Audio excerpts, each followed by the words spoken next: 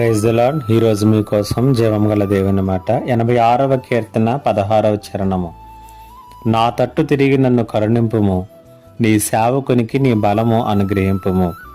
కష్టాల గుండా, బాధల గుండా, శ్రమల గుండా ప్రయాణం చేస్తున్నటువంటి దావీదు దేవుని వైపునకు తిరిగి దేవుణ్ణి ప్రార్థించినటువంటి ఒక చక్కటి ప్రార్థన ఇక్కడ కనబడుతూ ఉంది. దావీదు అంటున్నాడు, నా తట్టు తిరిగి నన్ను కరుణించుమంటున్నాడు. అనగా దేవుణ్ణి తన కృపలో మరలా తన జ్ఞాపకం చేసుకునమని, తనకు సహాయం చేయమని అడుగుచున్నాడు. రెండవదిగా నీ సేవకునికి నీ బలము అనుగ్రహింపము అని తెలియచేస్తున్నాడు. ఇది ఎంతో ఆశ్చర్యకరమైనటువంటిది.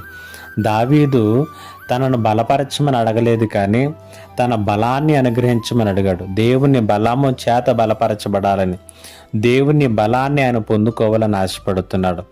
బలవంతుడైనటువంటి వాడు, బలపరిచినటువంటి వారు బలముగా ప్రతి యుద్ధాన్ని వారు జయించగలుగుతారు. ప్రతి యుద్ధములోనూ వారు ధైర్యంగా ముందుకు కొనసాగలుగుతారు.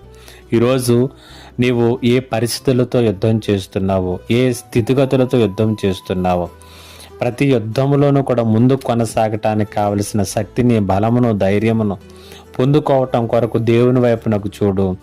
రెండవదిగా నీ బలం మీద ఆనుకోకు, దేవుణ్ణి తన బలము చేత నింపమని అడుగు. దేవుడి మాటల చేత మీ ఆత్మీయ జీవితాలను బలపరచునుగాక. ఆమేన్. ప్రార్థన. మా గొప్ప దేవుడా, నీకు వందనాలు, స్తుతులు, స్తోత్రాలు.